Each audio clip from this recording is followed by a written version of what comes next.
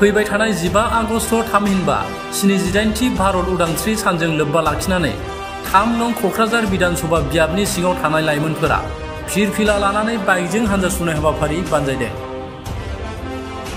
मख'जाथावदि भारत सोरखारनि नखर नखर फिरफिला बिथांखिखौ बिथा खालामनानै दिनै 11 आगस्ट खालाराव 3 नं क'क्राझार विधानसभा बियाबनि सिङाव थानाय गुबुन गुबुन हारि माहारिनि लाइमोनफोरा भारत हादरखौ मोजां मोननाय सिबिनाय सानस्रिखौ दिन्थिनो थाखाय हादरनि फिरफिलाखौ लानानै मोनसे हानजा सुनाय हाबाफारि लायो।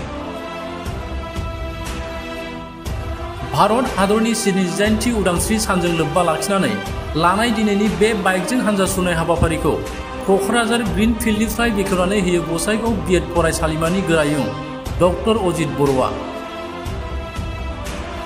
क'क्राझार ग्रीनफिल्डनिफ्राय जागायजेननाय बे हानजा सुनाय हाबाफारिया क'क्राझार सोहोर जेडी र'ड आर.एन.बी. र'ड जानानै जांख्रिथाय फोथार गोदान फ्लाइअभारनि साखाथियाव फोजोबो।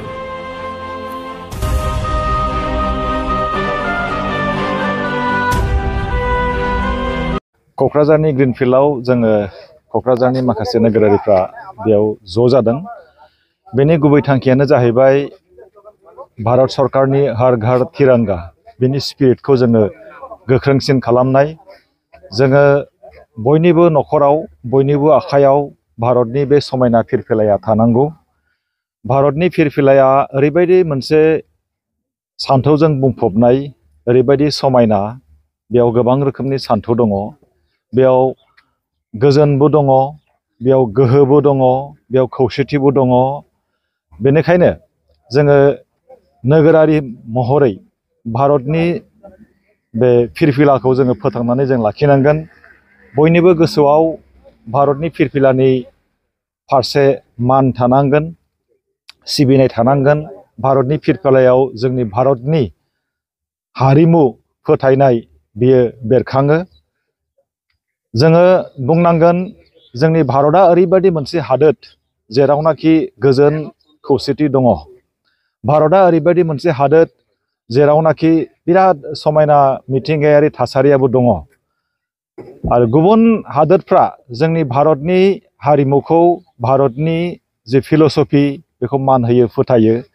दिनै नोंथांमोननि सिगाङाव आङो बुंगोन, शेख हासिना बिथाङा गावनि हादोरखौ नागारनानै जोंनि भारतआव फैदों। मानो फैदों? बिथाङा फोथायो भारतआव मोनसे गोजोन दङ, भारतआव खौसेथि दङ, इउनिटि इन डाइभारसिटि बेयो दङ भारतआव। दा बेनिखायनो जोङो जे जोंनि जि फिल'सफि, बे भारतनि जि फिल'सफि, जोंनि समायना गाबनि जि फिरफिला, बेखौ जों मान होनांगोन, बेखौ जों रैखाथि होनानै जों लाखिनांगोन। दिनै जोंनि गेजेराव गोबां लाइमोन सेंग्राफोर आरो मावथि बिथांमोन ज' जादों। बिथांमोनहा गोजोननि थाखाय मोनसे हानजा सुरगोन, बाइकजों हानजा सुरगोन। आरो बेनि गेजेरजों मेसेजआ बेनो जे जोंनि हर घर तिरंगा बेनि स्पिरिटखौ जों गोख्रों खालामनाय। भारत हादरनि सोरखार बा जोंनि हादरनि सोरखार जोंनि थाखायनो मावदों। गोबां सान हर बिथांमोनहा मावदों, नाथाय जोङो मोनसेल' खामानि मावनांगौ। बे खामानियानो जाहैबाय जोंनि भारतनि समायना फिरफिलाखौ जोङो जोंनि नखराव दोननांगौ। बेखौल' जों मावनांगौ। आरो बेनि गेजेरजोंनो जोंनि गेजेराव खौसेथि आरो गोजोनखौ जोङो मोननो हागोन। दिनै हानजा सुरगोन, बे हानजा सुरनायनि गेजेरजों जोंनि बे क'क्राझार नोगोराव गोजोनखौ जोङो मोननो हागोन। गोजोना दंखायो। क'क्राझारखौ जोङो गोजोननि नोगोर होननानै जों मिथिखागौ। आरो बेखौ आरोबाव जों गोख्रोंसिन खालामगोन। आरो बेनि गेजेरजों जोंनि जि गोजोननि सोहोर, बेनि मेसेजखौ जों गुबुन समाजावबो जोङो हरनो हागोन। बेखौ आंहा फोथायनाय दङ। जोबनायाव आङो खावलायगोन साफ्रोमबो लाइमोन सेंग्रा सिख्लाफोरखौ जे भारतनि समायना फिरफिलाखौ लानानै ससियेल मेडियाफ्राव पस्ट खालामनांगौ, मान होनायजों पस्ट खालामनांगौ, जाहाथे बयबो थुलुंगाखाङो। गोजोन्थों।